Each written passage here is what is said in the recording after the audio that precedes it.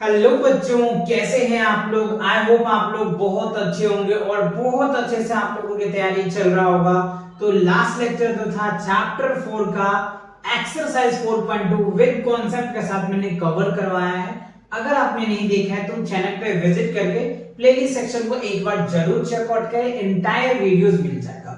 और अगर आप देख रखे हो तो बहुत अच्छी बात है। तो चलिए आज जो है बच्चों चैप्टर 4 का linear equation in two variable का जो करने वाले हैं, वेरी वेरी इंपॉर्टेंट एमसीक्यूज करने वाले हैं जो आपके हाफ ईयरली एग्जाम्स में या आपके क्लास टेस्ट में भी पूछे जा सकते हैं, या अगर आपके पीरियोडिक टेस्ट चल रहा है तो उसमें भी ऐसे क्वेश्चन आपको देखने को मिलता है। और ऐसे ही क्वेश्चन आपके फाइनल एग्जाम में भी अगर ये चैप्टर आपके आते हैं तो ये चैप्टर से भी क्वेश्चन पूछे जाएंगे, राइट। तो चलिए स्टार्ट करते हैं बच्चों। सबसे पहला क्वेश्चन ये रहा आपके सामने, the equations of the x axis, right. X axis का इक्वेशंस क्या है वो आप मुझे बताएं। आपके पास चार ऑप्शंस हैं, ठीक है। Option x equals to 0, right, y equals to 0, x plus y equals 0, x equals to y। देखो x एक्सिस होता है तो क्या होता है, ध्यान रखिएगा, the equations of x axis. x axis का अगर इक्वेशंस होता है तो मतलब क्या होता है, ध्यान रखना, ये हमारा क्या है x एक्सिस, ये क्या है x एक्सिस, ये है x डैश और ये होता है y और ये होता है y एक्सिस। तो हमें क्या है x एक्सिस, जब x एक्सिस होता है ना तो y क्या होता है बच्चों, 0 हो जाता है। x एक्सिस होगा तो y 0 हो जाएगा। और अगर आपको कहीं ऐसा लिखा हुआ मिल जाए y एक्सिस अगर लिखा हुआ मिल जाए, इसका मतलब x क्या होता है, 0 होता है। x 0 होगा जब भी तो y एक्सिस होगा, समझ लो। तो यहाँ x एक्सिस है, इसका मतलब y क्या है, 0 है, y है ही नहीं, तो आपका आंसर क्या बन जाएगा, b is the correct answer. तो y का क्या होगा, वैल्यू 0 होगा।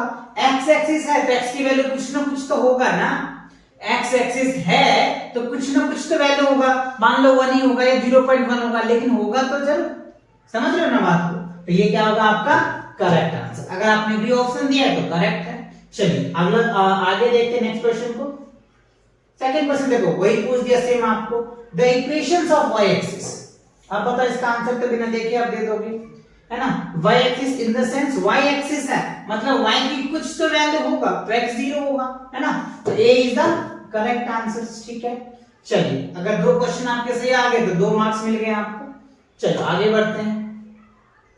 अब देखो थर्ड क्वेश्चन में कह रहा है, if 2,0 is a solutions of the linear equations, right, कह रहे 2x plus 3y equals to k, then the value of k, तो k की वैल्यू निकालना है। अब देखो आपको बच्चों वैल्यू क्या दिया हुआ है, 2,0, ध्यान दो यहाँ पे 2,0। तो जो पहला वैल्यू होता है ना वो x का होता है, ये x की होगा और ये क्या होगा, y का होता है, ठीक है। फर्स्ट वैल्यू x का होता है, सेकंड y का होता है। तो हमारे पास इक्वेशन क्या दिया हुआ है, 2x plus 3y इक्वल क्या दे रखा है, हमें k दिया हुआ है। तो x की जगह पे क्या रखोगे आप, x की जगह पे 2 रखोगे और y की जगह पे 0 रखो, फिर k की वैल्यू पता चल जाएगी। तो 2 2 जा क्या हो गया 4, 3 को 0 से मल्टीप्लाई करोगे 0, तो k आ जाएगा। तो फाइनली k की वैल्यू क्या निकल के आ गया, k की वैल्यू क्या निकल के आ गया बच्चों, 4 आ गया। k की वैल्यू क्या निकल के आया, 4। आपका क्या आंसर आया, चलो फटाफट से कमेंट करो। चलो 4 देखो ऑप्शन में है, yes 4 is the right answer. तो 4 आपका बी क्या होगा, करेक्ट। बढ़े नेक्स्ट क्वेश्चन की तरफ। चलो फोर्थ क्वेश्चन देखो, कह रहा है the linear equations 3x minus y equals to x minus 1 has, wow देखो कितना अच्छा क्वेश्चन है। क्या है, कह रहे हैं आपको ये इक्वेशन दिया है 3x minus y equal x minus y has a unique solutions, two solutions, infinity many solutions या no solutions। तो देखो बच्चों आपको पहले इसे सॉल्व करना होगा, फिर पता करना पड़ेगा कि क्या सॉल्यूशन। यूनिक सॉल्यूशन मतलब क्या होता है, जिसका एक सॉल्यूशन होगा उसे यूनिक सॉल्यूशन बोलते हैं। टू सॉल्यूशंस नाम में जिसके 2 सॉल्यूशंस होंगे। इन्फिनिटी मैनी सॉल्यूशन मतलब क्या होगा, जिनके बहुत सारे सॉल्यूशंस होंगे। इसमें मैंने आपको बताया था linear equation in two variable जो है उसका मेनी सॉल्यूशन होता है, इनफाइनाइट सॉल्यूशन होती है। नो सॉल्यूशन जिसका कोई भी सॉल्यूशन नहीं। तो चारों ऑप्शंस आपको क्लियर हो गया, समझ में आ गया, आपको पता चल गया इसका आंसर क्या है। नहीं पता चला तो देखो इसको मैं सॉल्व करके आपको दिखाता हूं। देखो क्या दिया हुआ है, 3x minus Y equal x minus 1 दिया हुआ है। अब देखो लाइक टर्म को एक सेट कर लो, इधर लेकर के आओ, तो 3x minus X minus Y plus 1 equals to क्या हो गया 0। तो 3x में से एक x जाएगा तो क्या बचेगा 2x minus 1 2x minus y plus 1 equal क्या हो गया 0। अब बताओ ये कौन सा इक्वेशन है, बताओ कौन सा इक्वेशन है। तो देखो आपको याद करो ax plus by plus c equals to क्या बताया था 0 बताया था। ax plus by plus c equals to क्या बताया था 0। और ये इक्वेशंस क्या है, linear equations in two variables है ना, linear equation in two variable यही तो बताया था। और linear equation in two variable का इन्फिनिटी मेनी सॉल्यूशंस होता है, इन्फिनिटी मेनी सॉल्यूशंस होता है। तो देखो ऑप्शन में है यस सी है बच्चों, तो C is the correct answer, infinitely many solutions है। काफी अच्छा क्वेश्चन है बच्चों, ऐसे क्वेश्चन आपके सीबीएसई में आपके टेस्ट में आ सकते हैं, पूछे जा सकते हैं, है ना। तो आप इन क्वेश्चन को अच्छे से प्रैक्टिस करना। चलिए अगला क्वेश्चन देखते हैं। क्वेश्चन नंबर 5 में देखो क्या है, the equations 2x plus 5y equals to 7 has a unique solutions if x y x comma y are natural numbers, positive real numbers या rational numbers। वाह, देखो क्वेश्चन में क्या है, आपको थोड़ा सा घुमा रहा है, क्वेश्चन को घुमा रहा है, कैसे देखो। इसीलिए कहते हैं बच्चों इस तरह के क्वेश्चन को कब सॉल्व करेंगे आप, जब इनके डेप्थ के कॉन्सेप्ट को समझेंगे। इसीलिए इससे पहले के जितने भी मैंने लेक्चर करवाए, लेक्चर 1 लेक्चर 2, उसमें मैंने आपको डिटेल कॉन्सेप्ट करवाया है कि आप कोई भी बुक ले लो, आप एनसीईआरटी सॉल्व कर लो या आरएस अग्रवाल का सॉल्व कर लो या लखमीर का कर लो या सीबीएसई का सैंपल पेपर कर लो या मंजित का पब्लिकेशन के बुक सॉल्व कर लो, किसी को भी सॉल्व करो, आपको कॉन्सेप्ट क्लियर होना चाहिए। कंसेप्ट क्लियर होता है ना तो आप इस तरह के क्वेश्चन को एकदम चुटकियों में उड़ाओगे, डेफिनेटली उड़ाओगे, है ना। सो अब यहां पर देखो 2x plus 5y equals to 7 has unique solutions। क्या इसका यूनिक सॉल्यूशन होगा if x, y are, है ना। if x, x अगर मान के चलो रियल नंबर है तो नेचुरल नंबर भी तो इनफाइनाइट होता है ना बच्चों।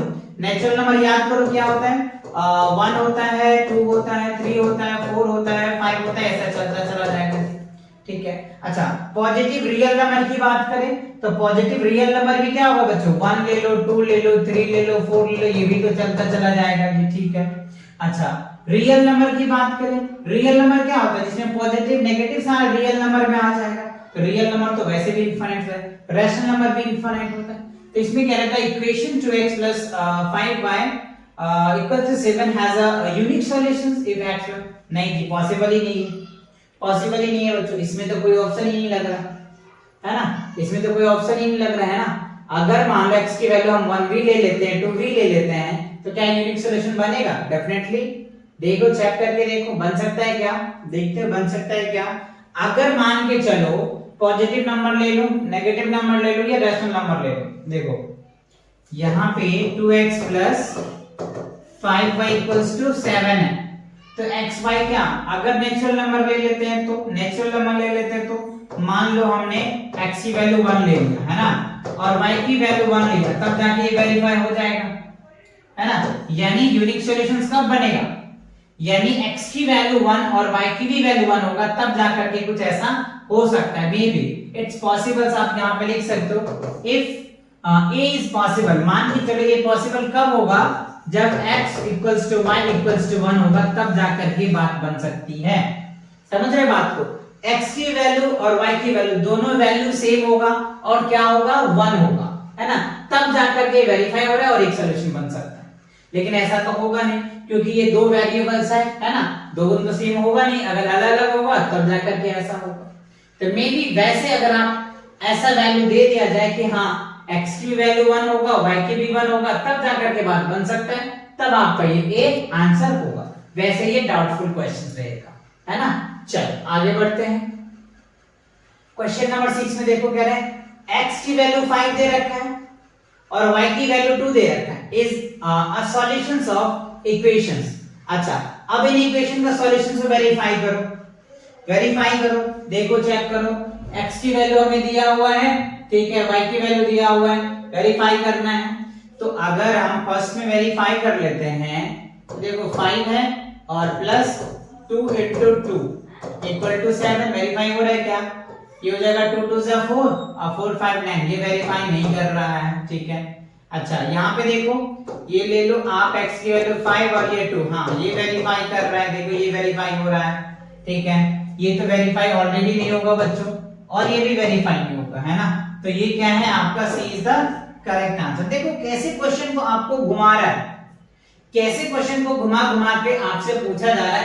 कंसेप्ट वही है, ax plus b y plus c equals to 0, यही linear equation in two variable का फॉर स्टैंडर्ड फॉर्म है। उसी पे आपको देखो कैसे घुमा करके क्वेश्चन पूछा जा रहा है। ये क्वेश्चन कब करेंगे? जब आपके कॉन्सेप्ट क्लियर होता है।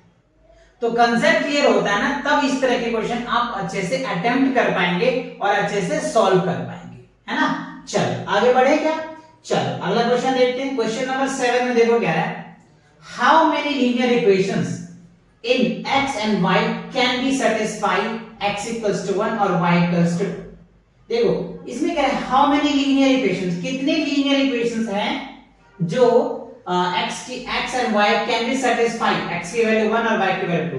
ओनली एक हो सकता है, 2 हो सकता है, 3 हो सकता है, इन्फिनिटली मेनी तो इन्फिनिटली मेनी हो सकता है। वो तो डिपेंड करेगा इक्वेशन में ना। हम 2 इक्वेशन को भी वेरीफाई करवा सकते हैं, 3 को भी करा सकते हैं, 4 को भी करा सकते हैं, 5 को भी कर सकते हैं। तो इसीलिए क्या होगा, इन्फिनिटी। जरूरी कि एक ही होगा ऐसा नहीं हो सकता, हो सकता है ज्यादा भी होगा।